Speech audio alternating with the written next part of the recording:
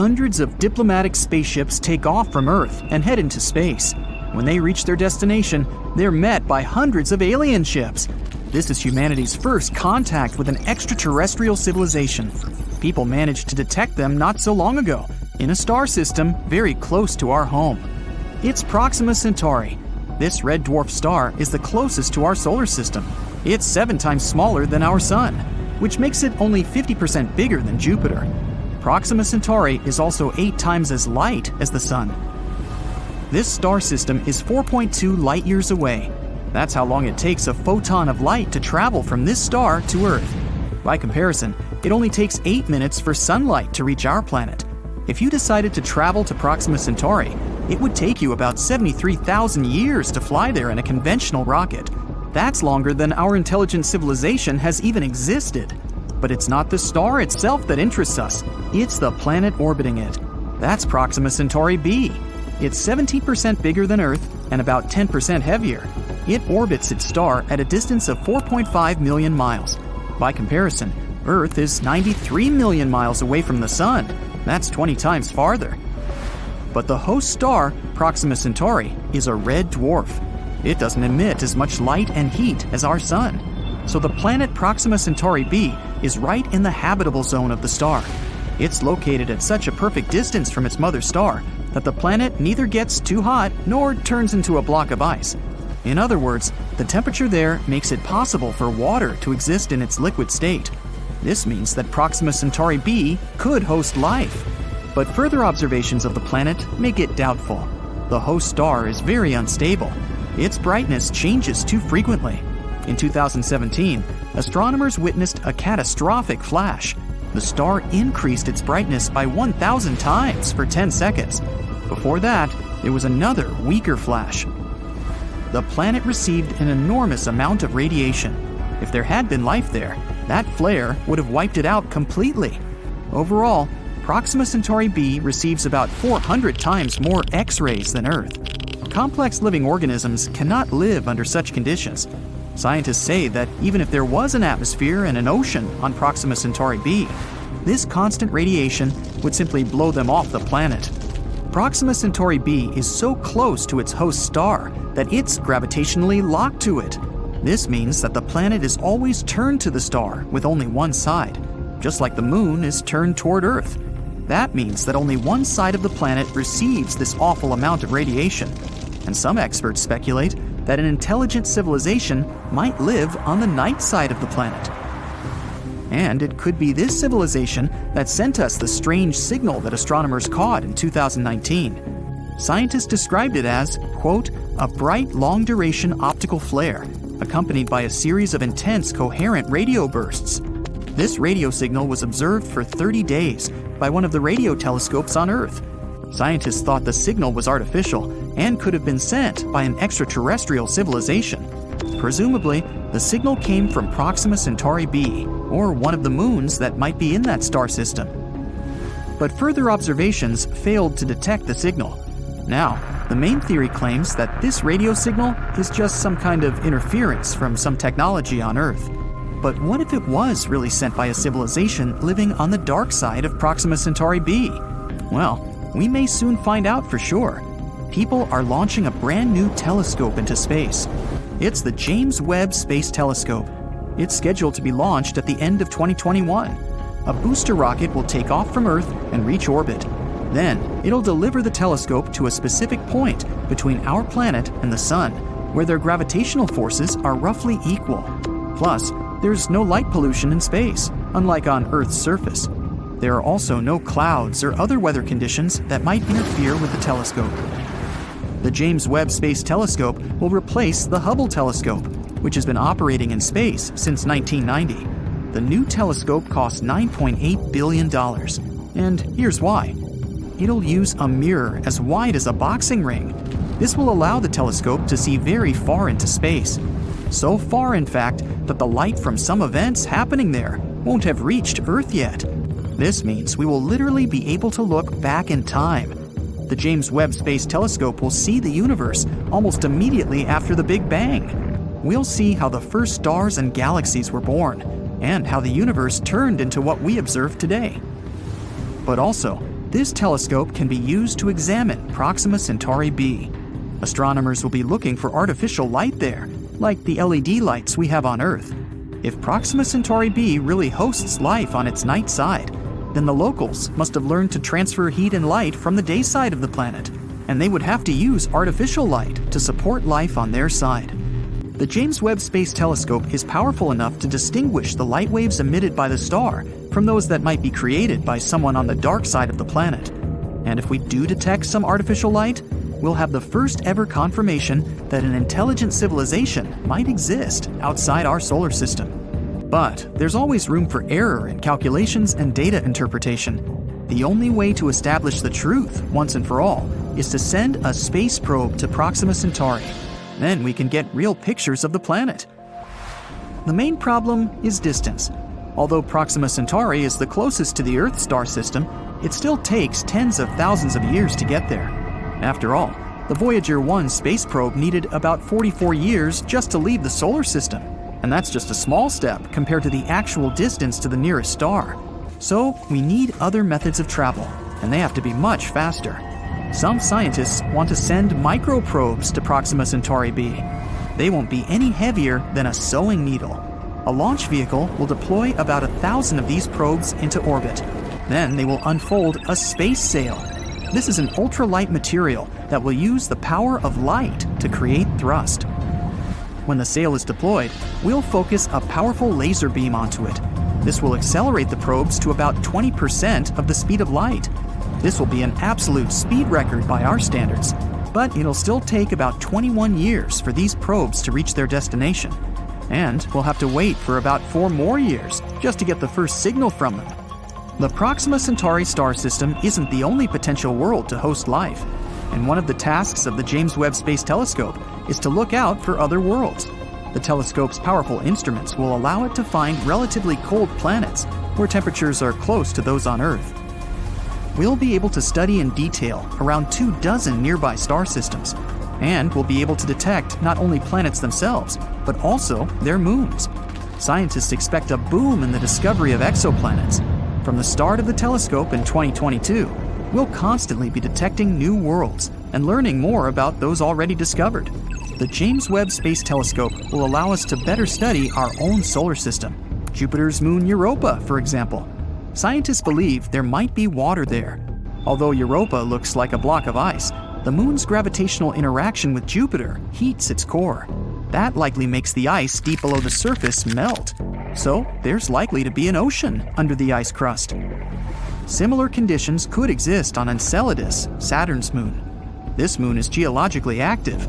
There are geysers that burst out of the cracks on the moon's surface. The James Webb Space Telescope's infrared instruments will be able to explore Europa and Enceladus in search of biosignatures. Those are the traces of life activity of living organisms or bacteria. This telescope is scheduled to operate for about 6 years, but in the future, we'll launch an even bigger one. It's called LUVOIR, which stands for the Large UV Optical Infrared Surveyor. Its mirror will be twice the size of that of the James Webb Space Telescope, and almost 7 times the size of the Hubble's. The telescope is scheduled to be launched in 2039. We'll get it into orbit with the help of a super heavy rocket. Then we'll have to deliver the telescope to its destination, 1 million miles away from Earth. And then it'll begin its observations. We could learn to travel faster than the speed of light by that time. Then, if we find a potentially habitable planet with the help of the telescope, we can send a space probe, or even a team of explorers there. In this case, a diplomatic meeting with an extraterrestrial civilization might become a reality. It would take between 1,000 and 81,000 years for a spacecraft to reach Alpha Centauri if we used conventional propulsion.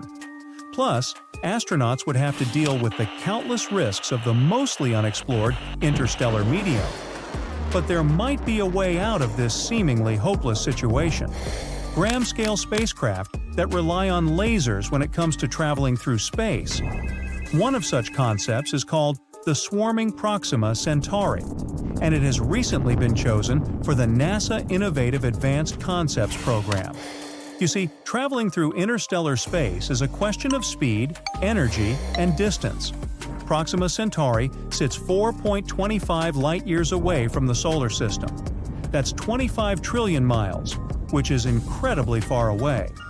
For comparison, the farthest distance ever traveled by a spacecraft is 15 billion miles from Earth. Voyager 1 has been moving in outer space for more than 46 years, reaching a maximum speed of over 38 miles per hour. Traveling at the speeds that we can allow at the moment will make interstellar transit exceptionally long and totally impractical. And don't forget about the energy requirements such a journey would demand. Anything other than a tiny spacecraft weighing a few grams doesn't look feasible. But the solution might have been found. Bouncing photons off of a laser sail could solve the speed problem. But since a single photon doesn't have much momentum, a lot of them are needed. And since even in a couple of decades we probably won't have a lot of power available, the thrust will be weak. That's why the mass of the probes has to be minuscule. Not tons, but grams. The proposal suggests using a 100-gigawatt laser beamer, boosting thousands of tiny space probes with laser sails to a speed of 10 to 20% of the speed of light. This mission concept might be ready for development around mid-century. Then, the probes could reach Proxima Centauri as early as 2075.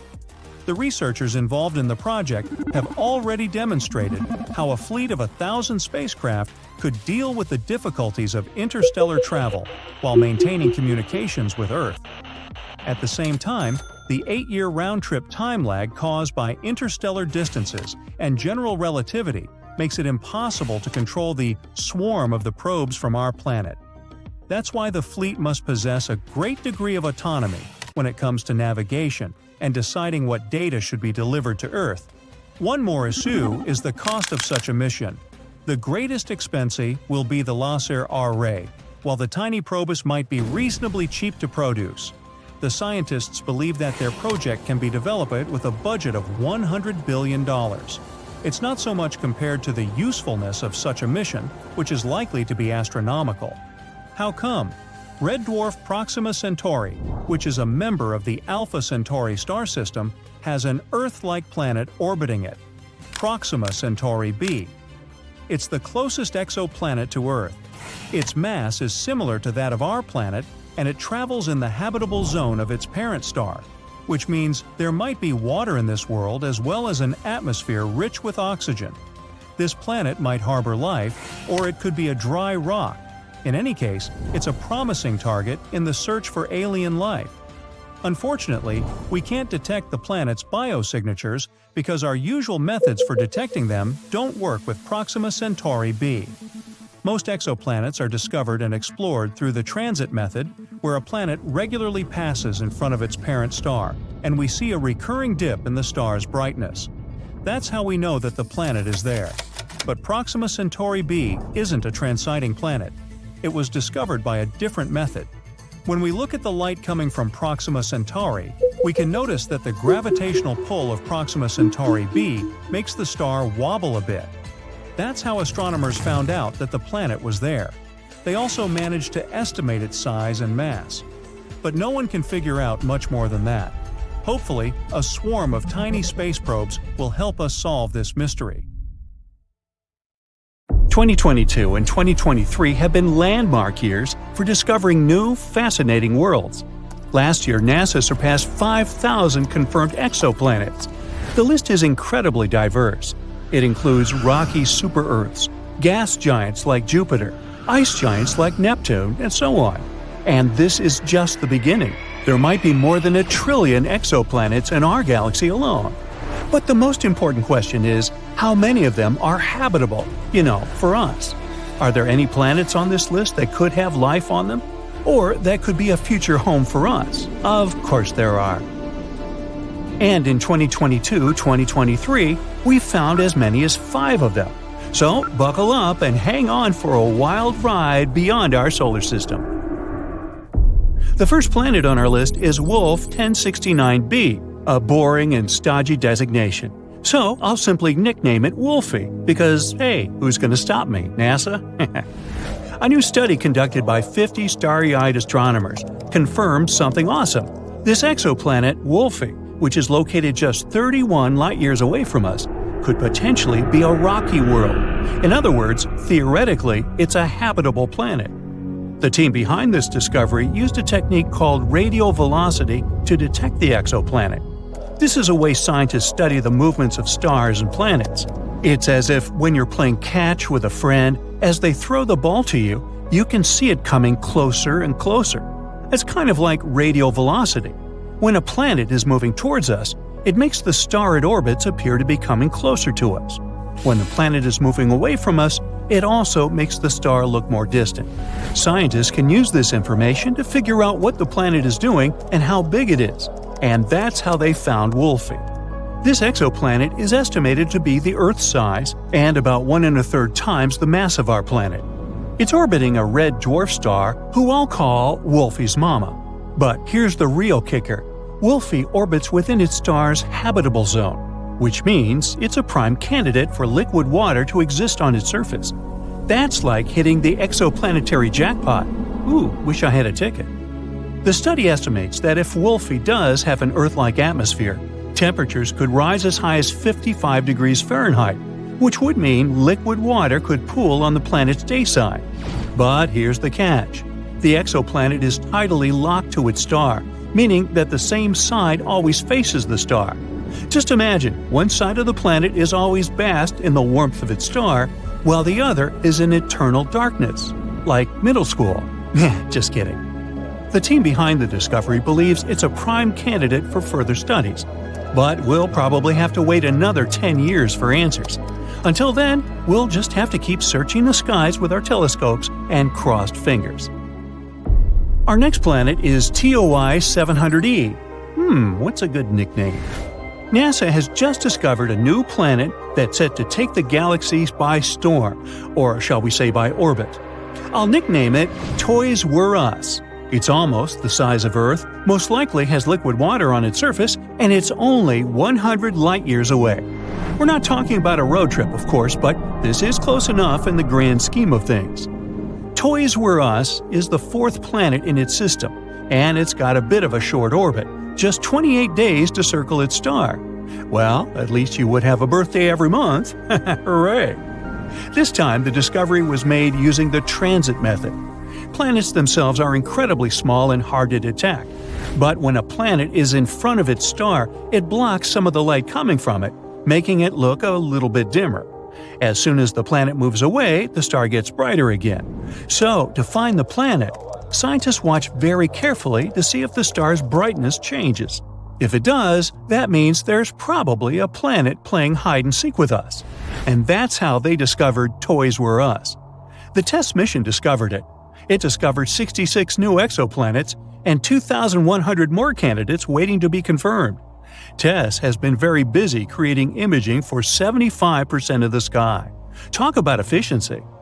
Toys Were Us is located in the optimistic habitable zone, between planets C and D, but it may be tidally locked, just like Wolfie, so we might have to settle for a one-sided water world.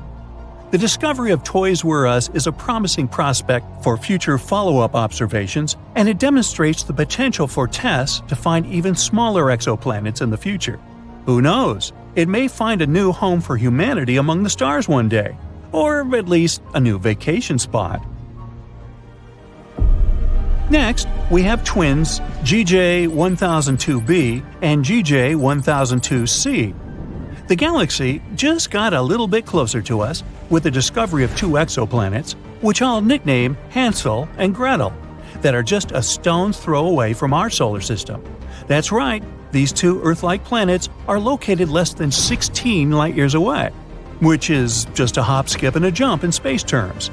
For comparison, Proxima Centauri B is the closest Earth-mass exoplanet at 4.2 light-years away. So, these 2 new neighbors are among the closest to us. They both orbit a red dwarf star with barely 1/8 the mass of the Sun. It's quite cool and faint, but that's okay, since both planets are very close to it. Hansel takes 10 days to orbit its star, while Gretel takes just over 21 days. Even more birthdays, I guess. The discovery was made by an international scientific team and was no small feat. The team had to work together with 2 instruments, Espresso and Carmines. The result? A cafe latte. Nah. What they got were measurements so accurate, you could practically count the number of craters on the planet's surfaces. The big deal is, the planets are located in the habitable zone of their star and are just the right size, making them excellent candidates for future atmospheric studies. The lead author says, "Nature seems bent on showing us that Earth-like planets are very common. With these two, we now know 7 in planetary systems quite near to the Sun." Who knew our neighbors could be so friendly? In conclusion, the discovery of Hansel and Gretel is a giant leap for humankind. So let's all raise a glass of H2O, or whatever they drink on exoplanets, and celebrate it. The last planet on our list is LP 890-9c, which I'll call Bob. This super-Earth, located about 98 light-years away, is roughly 40% larger than our home planet. Moreover, it has a twin, which I'll nickname Ray, which is up to 75% larger than Earth. More space is always good, right? The two planets orbit around the red dwarf star. Unfortunately, Ray is quite hot to the touch, with an estimated temperature of 253 degrees Fahrenheit, so don't touch. Its sibling Bob is located in the habitable zone of its star, making it a prime candidate for the potential of life. But let's remember that the actual temperature of the planets depends on their atmospheres. It's possible that Bob, being the outermost planet, has a runaway greenhouse effect, making it more like Venus than Earth. So it might be too hot to be habitable at all. But let's not lose hope yet. The James Webb Space Telescope, launched in December 2021, is on the case. With its cutting-edge technology and powerful instruments, including spectrographs, it can peer into the atmospheres of exoplanets and reveal which ones might be habitable. So let's see what it discovers. This planet has been listed as the second most favorable habitable zone terrestrial planet. Now it's on the list with 7 other Earth-like planets, all about 40 light-years away from us. Maybe they'll become our new homes in the future. Maybe we should fix the home we have. But until then, enjoy this moment and celebrate all these new discoveries. Who knows how many more planets we'll find in the future, considering how much technology develops each year? Thousands? Millions? Meanwhile, Bob and Ray, Hansel and Gretel, Toys Were Us, Wolfie and her mama will all be out there waiting for us. The search for E.T. is on. It's most definitely on. With the successful launch of the James Webb Telescope, the search for Earth-like planets has become a riveting topic of worldwide attention. Apart from the James Webb Telescope, other tools are being used to find good Earth-like candidates. The TESS satellite and the Kepler telescope are at the forefront of searching for other Earths. After we first clear the air of a few pesky philosophical questions, we'll take a close look at these two searches and what the James Webb Telescope hopes to find. So, why are we searching for Earth-like planets? Well, because we can. Incredible advances in Earthbound telescope technology have enabled ultra-precise observations of starlight, which led to the earliest discovery of exoplanets. As planets go around stars, there's a gravitational interaction between the planet and the star. They pull each other. The planet's pull upon the star will cause the starlight to wobble back and forth ever so slightly as the planet or planets orbit the star. This has always been the case, but the wobble of the starlight was never able to be detected, because starlight always twinkles. You know, twinkle, twinkle, etc.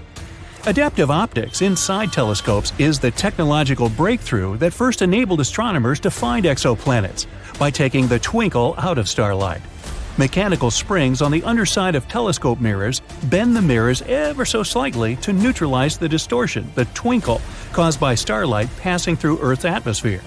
Without the glimmer of starlight, the slight wobble caused by planets pulling gravitationally on the stars is observable. The bigger the wobble, the more planets. It's called the astrometric method of exoplanet detection. Isn't that a mouthful? Whole star systems and literally thousands of exoplanets were inferred to exist around nearby stars by analyzing the wobbly patterns of starlight. But the planets themselves could not be seen. Suddenly, our solar system was not unique anymore. Astronomers got giddy over the inescapable conclusion that probably every star had planets. It became impossible not to ask the poignant question, is the Earth unique, or are there other Earths? What's the big deal about finding Earth-like planets anyways? Well, considering all the financial resources the developed countries are spending on finding Earth-like planets, it can be said without a doubt that it's definitely a big deal. Including the launched James Webb Telescope, which cost $10 billion, the Kepler Space Telescope, which cost $550 million, and the TESS satellite, which cost $200 million. The investment in finding Earth-like planets is certainly eyebrow-raising. Now, if you keep in mind that these costs are just for the hardware, and to get a sketch of the full magnitude of the search, you must also include the salaries of a team of data miners, PhD analysts, and postgrads all across the globe in universities, national space agencies, and private institutions. We will conclude that finding another Earth is truly an immense undertaking. Now, suppose we find one. Then Earth is not alone anymore. It's not that we can actually go to any of these planets anytime soon. Interstellar travel requires some breakthroughs in physics and technology, and, well, we aren't there yet. But knowing that there are planets out there in the Milky Way that are like Earth in all the essential respects, like liquid water, oxygen, and habitability, will make space less foreboding, more welcoming, more exciting to study and explore. It may also give us more pride in our home planet and make us all better Earthlings. The triple mission looking for other Earths, the Kepler telescope, the TESS satellite, and the James Webb telescope use distinct approaches to find exoplanets. And the synonym TESS tells us what that method is. The T stands for transiting, and that's the key to the whole exoplanet search. E stands for, you guessed it, exoplanets, the target of the excellent investigation of another Earth. S stands for survey, because TESS looks at hundreds of thousands of nearby stars. And S stands for satellite, because TESS is orbiting Earth, unlike the James Webb Space Telescope, which will orbit the Sun. When a planet passes in front of a star, that is called a transit. The planet will block some of the light coming from the star. This decrease or dimming of the star can be measured. The dimming of starlight tells lots of things about the planet. By knowing how bright the star is and how much the star's light was dimmed by a transition in front of the star, we can tell how giant the planet is or how close it is, but we won't know which. Is it big or is it close? Until the planet's orbit is also timed. It means our TESS satellite must take long-duration videos of the stars. Ooh, video of the stars. Hollywood should like that. The TESS satellite doesn't have a telescope. It uses 4 CCD cameras to stream live long-duration videos of as many stars as possible, hundreds of thousands of stars. Why so many? Well, because for a transit of a planet to be observed, it must pass directly between the TESS satellite's cameras and the star. If the planet is not on the exact line-of-sight angle between the star and TESS's cameras, it cannot be seen because it will not cut off any starlights. Planetary transits are rare. For example, Venus passes across Earth's view of the Sun only every couple hundred years, yet TESS's cameras are seeing many planetary transits among the hundreds of thousands of stars it takes streaming long-duration videos of, and you know what that means. It means there must be hundreds or thousands of times more planets than are observed by the transiting method. It is, therefore, an inescapable conclusion that every star has planets. Planets are everywhere. And now, the James Webb Space Telescope, with its giant 21-foot, 4-inch wide mirror, is entering the search. It is a technological marvel, a wonder of the modern world, a miracle of advanced engineering. Anticipation is reaching a fever pitch. But with the heightened anticipation comes an almost equal amount of trepidation. And some things can still go wrong before the James Webb Space Telescope returns its first pictures. After the Hubble Space Telescope, for example, was launched in 1990, a repair mission had to be launched in 1993. The mirror on the Hubble was not very well inspected, and its pictures were very blurry. Astronauts had to go up and execute a spectacular spacewalk to fix the mirror. After the fix, the pictures Hubble sent back were more precise than it was ever designed for. This is how an improved model appeared. That cannot happen with the James Webb Telescope. The Hubble orbits the Earth and is accessible to astronauts. The James Webb Space Telescope orbits the Sun and is well beyond the Moon, out of the reach of astronauts, because there is no spacecraft equipped to carry them there. It cannot be manually fixed if something goes wrong. Adding to the challenges, the James Webb Space Telescope has only one onboard camera to inspect any damage it may suffer or mechanical malfunctions that might develop in the harsh environment of interplanetary space. Any remote fixes will need to be done blind from Earth. The James Webb Space Telescope is now fully deployed. The 18 mirror segments will need to be aligned to produce a single image. This critically important process will take several months to complete once the telescope is fully deployed. 70 of the first 286 observation assignments of the telescope target exoplanets. Using data from previous exoplanet searches, it will not have to waste time searching for exoplanets. Their locations and orbits are already known. The James Webb Telescope will go right after them. The James Webb Space Telescope is not an optical telescope in the same sense as the Hubble Space Telescope or any ordinary telescope that sees visible light. It sees infrared light. The pictures of planets are expected to be bright dots, somewhat fuzzy if they have atmospheres.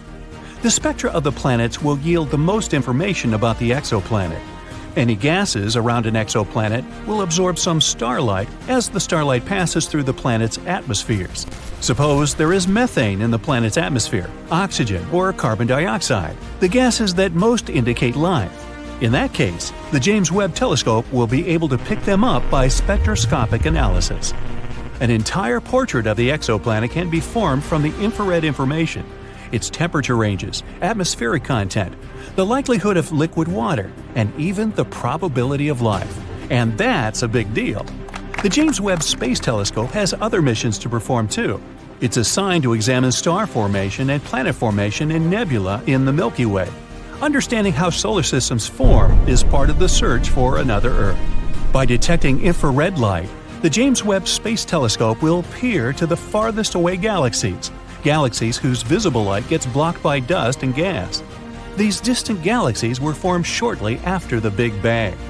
Galaxy formation is an essential mission for the James Webb Telescope. These most distant galaxies are accelerating away so fast that the light they emit is stretched below the frequency of the visible spectrum, into the infrared. The Great Telescope can see these previously invisible galaxies. We hope to learn about the mysterious dark energy that is causing the universe to expand at an ever-increasing velocity. Hope is high that the James Webb Space Telescope will significantly expand our knowledge of this amazing universe we all live in.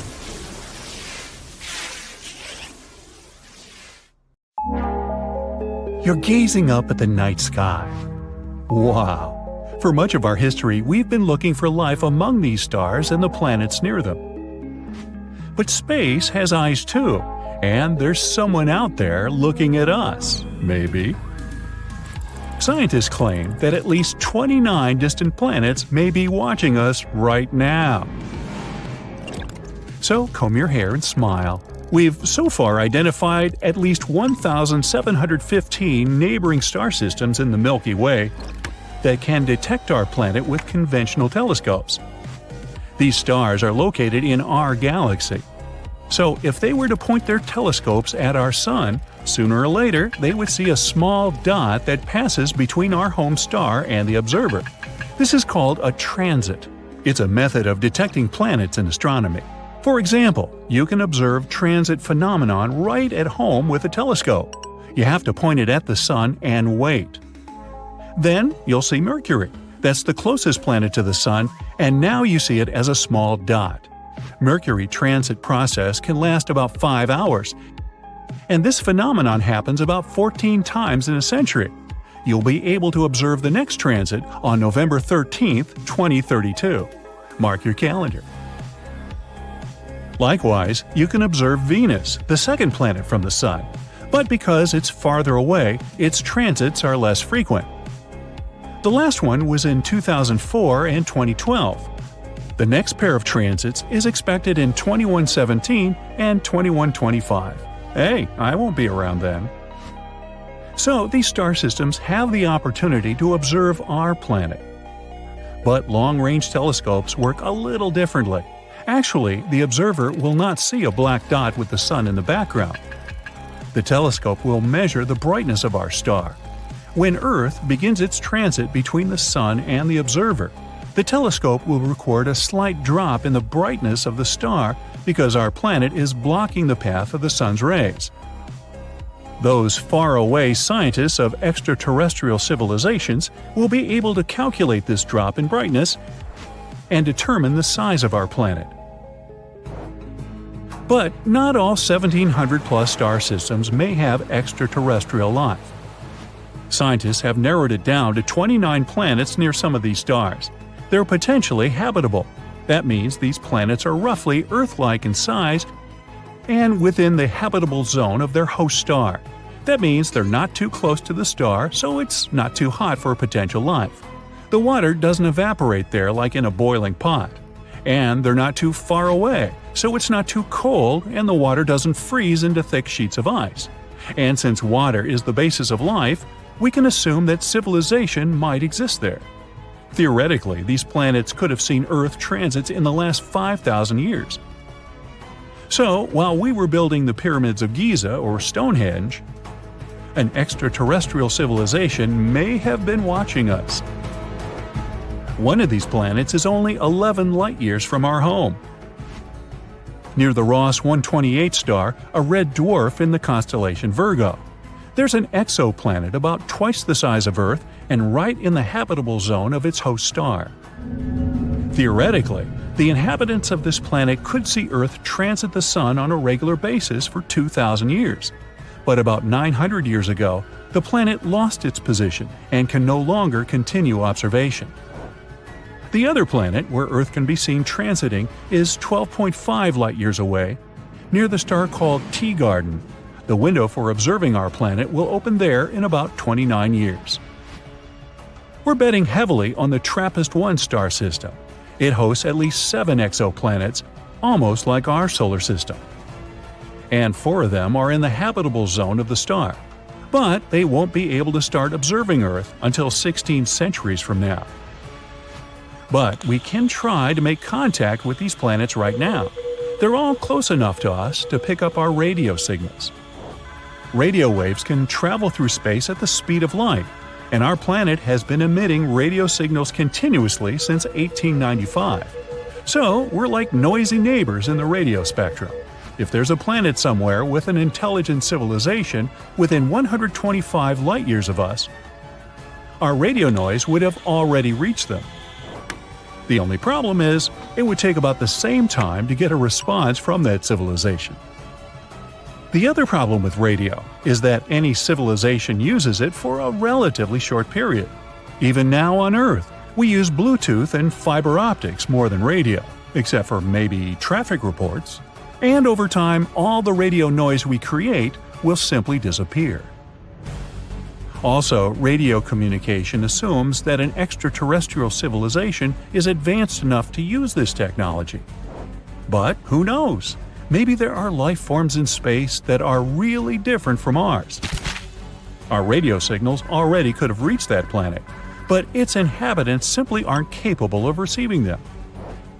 And the moment these life forms build antennas to receive the signal, we'll no longer emit them. But we don't lose hope, and we even send encrypted radio signals into space to communicate with extraterrestrial civilizations. In 1974, we sent the Arecibo message into interstellar space. If some civilization can decipher it, they'll get a rectangle like this. It has all the information about humanity. At the top is our number system, then the atomic numbers, and then our DNA, which is pictured below. Then a human being itself, of course. Below is a diagram of our solar system. Earth, the third planet from the Sun, is slightly elevated. This is how the extraterrestrial civilization will understand which planet this message came from. Below is a diagram of the Arecibo radio telescope itself. Another option how to deliver a message to a distant planet is to literally send a mail delivery there. It could be a space probe. And we've already done that. These are Voyagers 1 and 2. They were launched in 1977 and are still operational. In 2012, Voyager 1 became the first ever human-made object in interstellar space. It travels to distant stars and carries a message written on a golden record. The disk contains greetings in 55 Earth languages, a lot of music from different parts of our planet. different sounds like ocean noise, human voices, and animal sounds. In addition, there are 116 images on the record. These are pictures of people and earthly landscapes. In these pictures, there's information about the Sun and our DNA. The record case contains instructions and a needle to play the record. There's also a map of our galaxy's pulsars so that astronomers from an extraterrestrial civilization can find our solar system. The main disadvantage of sending a message this way is time. Voyager 1 will reach its first stop, the Gliese 445 star, in 40,000 years. Voyager 2 will reach the Ross 248 star in 42,000 years. And in about 296,000 years, it'll pass Sirius, the brightest star in the night sky. I can't wait. Also, an extraterrestrial civilization can detect us with calculations and formulas. All it takes is a little observation of the Sun. In star systems with planets, the host star doesn't stand still. It rotates around a small orbit.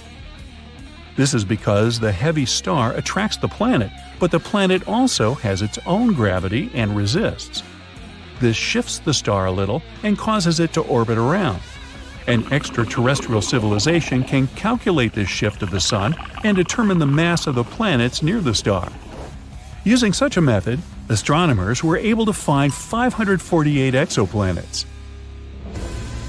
Now suppose we made contact with an extraterrestrial civilization near the closest star, Proxima Centauri. There's indeed an exoplanet there, but radiation from the host star would destroy any life forms. But imagine we still got a return signal. It would be the slowest chat in history, because our message would take 4.2 years to reach the planet, and we'd have to wait another 4.2 years to get a response. And so we arranged to meet. This civilization doesn't know how to fly into space. So we have to take the first step. Although Proxima Centauri is the closest star to our solar system, it takes about 73,000 years to travel there by conventional rocket. So we have to learn to travel at the speed of light. But even then, it would take 4.2 years to travel there. Imagine if we found extraterrestrial life on the other side of the Milky Way. Our galaxy is 100,000 light-years wide. So the journey from edge to edge would take 100 millennia. So, we either have to cheat the laws of physics or transfer all of human civilization to a giant spaceship that will travel from star to star for thousands of years. And when it launches from Earth, only the great and many more greats of the first crew will be able to see another star system from the spaceship portal. Hey, can you move your head? I'm trying to see out the window. The James Webb Space Telescope, an astounding piece of equipment built to outperform the Hubble Space Telescope, has made a terrifying and amazing discovery that might completely change our perception of the universe. It has successfully detected a faint glow coming from a staggering 7 trillion miles away. Can this glow be shining city lights coming from some mysterious extraterrestrial world galaxies away from us? Well, let's start from the beginning. A few years ago, NASA's Infrared Spitzer Space Telescope helped us spot a family of 7 rocky exoplanets orbiting the same star. This star is known as TRAPPIST-1, and recently, our new infrared powerhouse, the James Webb Telescope, has measured the temperature of one of those distant worlds. It was a planet called TRAPPIST-1 B. Unfortunately, it turned out that this Earth-like planet was totally uninhabitable. Astronomers took James Webb's mid-infrared camera, called MIRI, and looked at the planet's thermal emissions. We can picture the whole process as scientists using heat-sensing Terminator vision. The results were quite disappointing. TRAPPIST-1 B turned out to be scorching. Its average temperature was around 450 degrees F. That's as hot as in an oven. Plus, the planet most likely doesn't have any atmosphere. At the same time, this discovery was another record-breaking first for the telescope, which had already produced some newsworthy results by that time. It was the first time researchers detected any form of light emitted by a small and relatively cool exoplanet similar to the rocky planets in our own solar system. No previous telescope had enough sensitivity to measure such dim, mid-infrared light. When 7 TRAPPIST-1 exoplanets were first discovered, the astronomical community was ecstatic. That's because all those faraway worlds were about the size of our home planet and located in their star's habitable zone. It's the region that is just the right distance away from a star for liquid water to exist on a planet's surface. Thus, the planetary system became the best place to look for rocky planets with an atmosphere.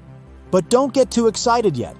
These planets aren't likely to become new worlds for humans to explore, mostly because the TRAPPIST-1 planets are totally out of our reach at the moment. They're just too far away, at a whopping 235 trillion miles away. Their star is also much smaller and redder than our Sun. It's classified as an M-dwarf star. In our home Milky Way galaxy, there are twice as many of such stars as there are stars like the Sun, and they're also twice as likely to have rocky planets orbiting them. It's probably not surprising that astronomers are very interested in such stars. They're the main targets for seeking potentially habitable planets, and it's also way easier and more convenient to observe rocky planets around such smaller stars. But there's a catch. M-dwarfs are more active than our Sun. They frequently flare and spew high-energy rays which are likely to be extremely damaging to planets' atmospheres and any forms of extraterrestrial life. When researchers examined TRAPPIST-1 B before, their observations weren't sensitive enough to determine whether this world had an atmosphere, or if it was just a barren rock. But now, we know. The planet is tidally locked to its star, which means that one of its sides always faces the star, while the other is stuck in perpetual darkness. The latest simulations suggest that if this planet had an atmosphere, its temperatures would be much lower since the air would redistribute the heat around both sides of the planet. Unfortunately, the James Webb Telescope recorded much hotter temperatures than needed for such a favorable scenario. It indicates the absence of an atmosphere and knocks the planet off our list of possibly habitable worlds. But the main excitement here isn't actually the features of TRAPPIST-1 B. The main takeaway is that James Webb is capable of making such kinds of measurements. It'll help us explore the atmospheres and temperatures of many other distant worlds.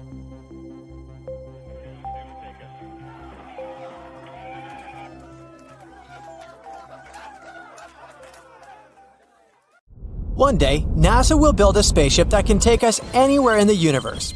Probably. And when this happens, we'll be able to find a new, beautiful home. Scientists even know what exactly they're looking for. We want a planet about twice the size of Earth with an average temperature of 77 degrees Fahrenheit, with a pretty dense atmosphere. Bigger planet means more room for water and potential homes. And a dense atmosphere means more protection from nasty space stuff, as well as more lush plants and cool animals. Thanks to the James Webb Space Telescope, we can now study exoplanets better from a distance. Of course, sending astronauts there would be much better, but oh well. Discovering new planets isn't easy though. It's like trying to find a tiny firefly in a pitch-black forest. Scientists had to come up with a clever method to find very distant planets. It's called the transit method. Here's how it works. Scientists capture a series of snapshots of a distant star at different points in time. Then, they scrutinize these images. They try to find any mysterious dark spots passing in front of the star. If they find one, it could very well be a planet. These snapshots hold the keys to uncovering vital information about these distant worlds. Not only do they tell us that there's a planet there, but also reveal its size, radius, and how close it is to its parent star. And most excitingly, they hint at whether it could ever become a new home for us. And now their research is finally bearing fruit. Recently, we've stumbled upon a tiny world nestled in the Cygnus constellation. It's called Kepler-22 b. At first glance, it might not seem like a big deal, but this discovery has some pretty huge implications. This planet is located right in the Goldilocks zone. The Goldilocks zone, also known as the habitable zone, is a sweet area around a star where the conditions are just right for a planet to have liquid water on its surface. It's not too hot, so it doesn't evaporate, and it's not too cold, so it doesn't freeze. Hence the name from the famous story of Goldilocks and the Three Bears. So there might be water on Kepler-22 b, and where there's water, there's a chance for life. And it's not just about life. Having a planet covered in oceans can be a game changer for climate stability. all because vast water bodies act like nature's thermostats. When the sun beats down on the hot parts, the water soaks up some of that heat and spreads it around like a blanket. The scorching regions cool down and the icy ones warm up and thaw out. Back in the bad old days of our Earth, the moon played a crucial role in helping water puddles spread across our planet. This is what helped our world transform from a fiery nightmare into the vibrant, life-packed orb we call home. Kepler-22b has about the same year length as our Earth. And if we're right about the whole ocean thing, scientists think its average temperature could be around a cozy 12 degrees Fahrenheit. But if this world also sports an Earth-like atmosphere, temperatures might soar up to a toasty 72 degrees. This world isn't too far away from us, only 635 light-years, which is about 3 quadrillion miles. Yeah, that's pretty close in space terms. Its sun is a yellow dwarf star, just like our sun, although there's a subtle difference. It's about 20% dimmer, so you won't see this star in the night sky even if you squint your eyes really hard. This star also happens to be quite chilly. Its temperatures are hovering around a frigid 10,000 degrees Fahrenheit, making it the Arctic of the starry skies. Luckily, Kepler-22b snuggles up to its star a bit more closely than we do to the sun. If it was in our solar system, it would find its place somewhere in between our familiar Earth and Venus. So the brightness and the temperature on this planet would be almost the same as on Earth. There are a couple of catches though. For example, this world might be quite a gymnast. It could be twirling around its star in a totally different way than Earth does. It might be tilted, like Uranus. If that's the case, the temperatures of the planet could be quite weird. You'll experience bone-chilling winters, followed by scorching hot summers. So let's hope this theory isn't true. If Kepler-22b has a normal tilt, its climate would be pretty similar to what we enjoy here on Earth. The next problem is gravity. Kepler-22b is about 2.4 Earth size, which means the gravity there would be stronger. You'd feel noticeably heavier on this planet. It would be just like doing your everyday activities on Earth, but everything would require more effort due to the stronger gravitational pull. Simple things like climbing stairs or even just breathing would require much more energy. So it's time to build some muscles. People would have to adapt to the new conditions by having denser bones and more robust cardiovascular systems just to move around comfortably. Unfortunately, that means doing sports would be much harder too. But hey, at least people might need to consume more calories to sustain their activities, so even though you'd have to exercise more, you'll also be able to eat more delicious food. Buildings on Kepler-22b would likely be square and robust to withstand the stronger gravity, which would kinda be problematic because taller structures are super challenging and expensive to build. But the most important question is, what kind of planet is that at all? Yeah, it's the big question mark. Scientists aren't even sure that Kepler-22b is Earth-like. It could be a gas giant, or even a water world. A water world is a planet with a vast ocean covering its surface, and it's not just some knee-level deep water. It'll be insanely huge, thousands of miles deep and more, with no visible surface or any plants around for a long time. In that case, we could dream of building underwater cities. We could filter the water for sustenance and perhaps evolve into amphibious beings. Would that be a step backward or a leap forward in our evolution? Some scientists also lean towards the idea that Kepler-22b might be a mini Neptune. This is a legit planetary category, by the way, but that theory is still unproven. But let's say, for our sake, it's a rocky planet. Even then, we're in the dark about its atmosphere. Does it even have one? What if it's like Venus, toxic enough to make your ex look like a bouquet of roses? In that case, we'd have to dig deep into the planet's depths for survival, figure out a heat source, and hope for the best. While there's a lot we don't know, let's keep our fingers crossed and assume the planet is Earth-like. In that case, what would Kepler-22 look like? Well, because of stronger gravity, the planet's landscape might be full of rugged mountains, deep valleys, and powerful rivers. If there's life on this planet, it's probably quite small. Unusual plant and animal life should have adapted to the higher gravity. Trees might be shorter and sturdier. They'd struggle to break free from the soil. Animals might be pretty small too. They would also have strong, muscular legs for support. Perhaps these creatures would have numerous legs, making movement possible. They'd need to be small in stature, but gargantuan in strength. Muscular giant spiders sound not so bad, right? As for our beloved pets, they'd have to become little muscle-bound spheres just to survive. Also, the landscapes would feel very spacious because of the planet's sizes. A 3-day flight in a plane sounds like quite the adventure. There are many possibilities with Kepler-22b. So far, we don't have a clear answer.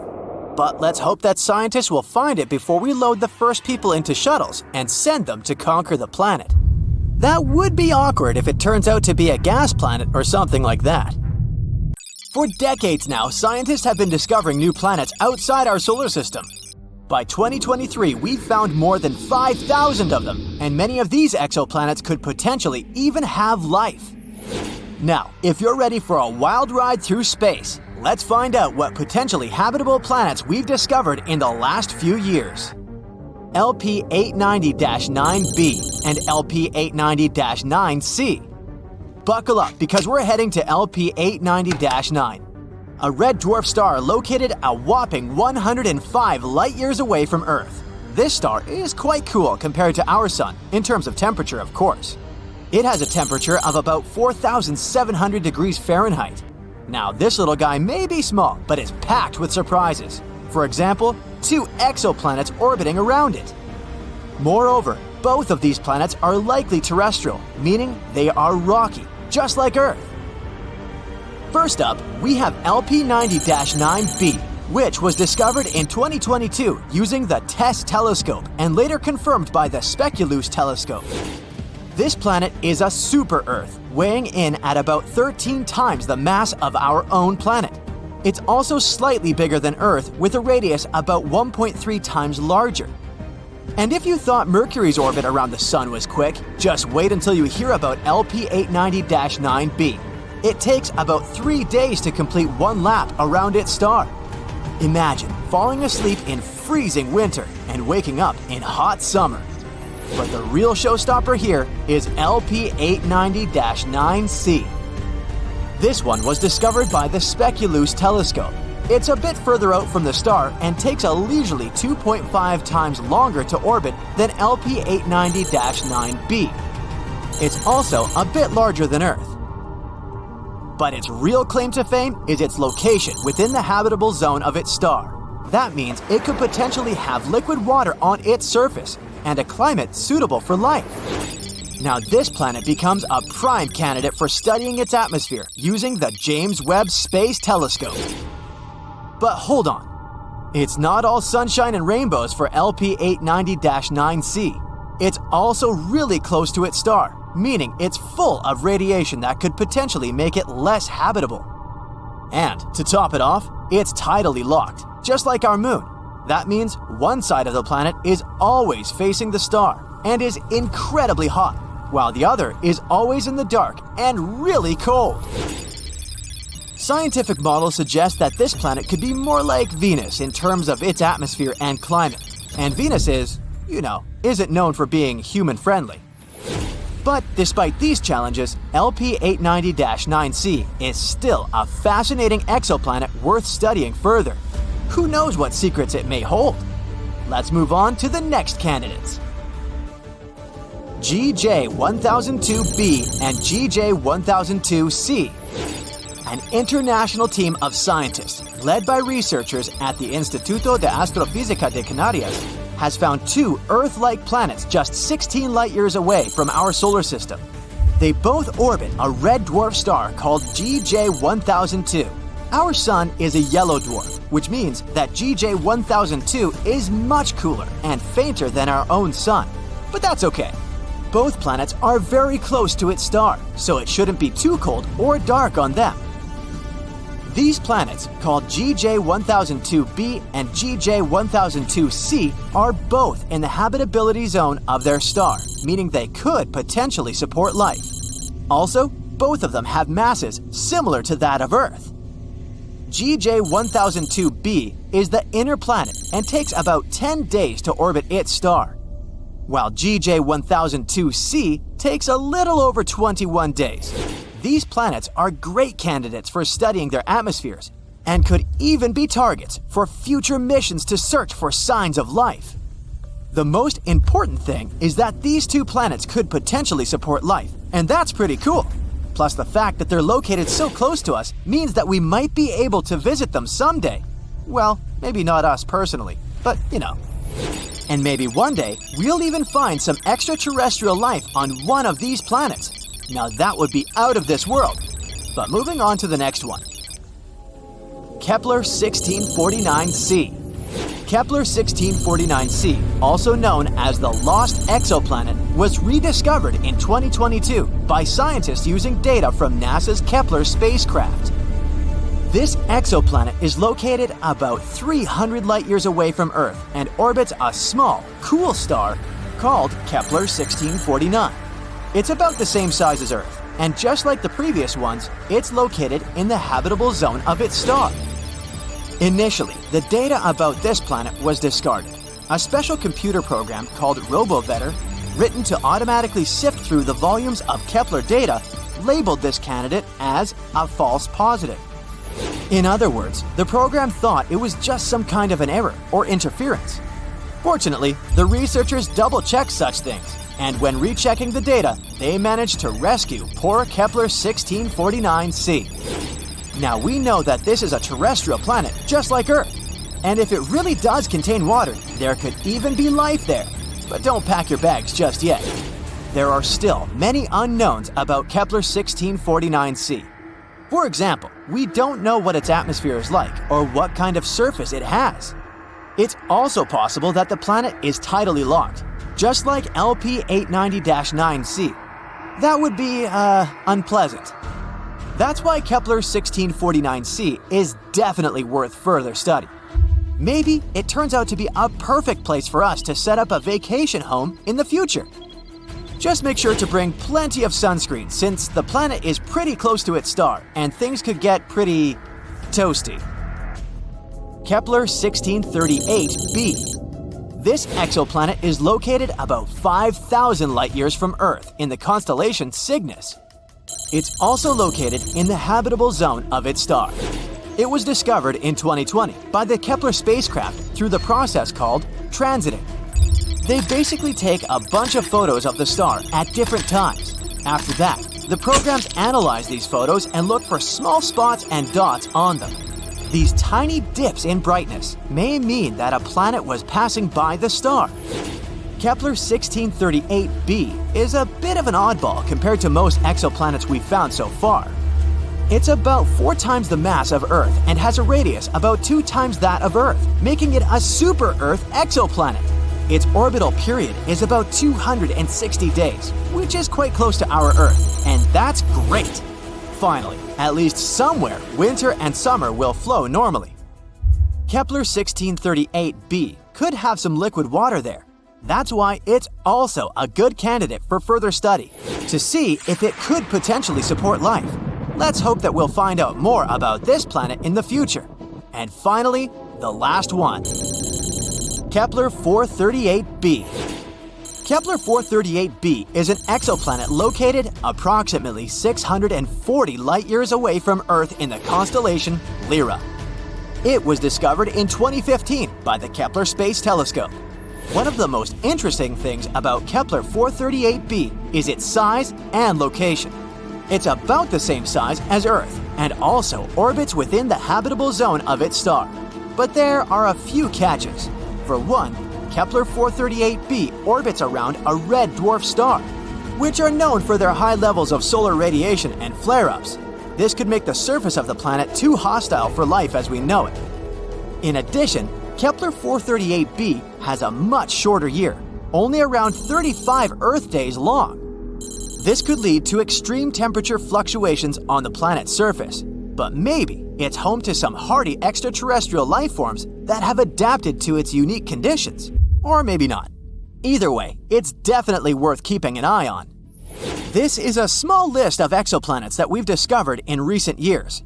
Now, with the use of new technologies, we'll be able to find new exoplanets much more often. Let's hope that at least a few of them will really be inhabited.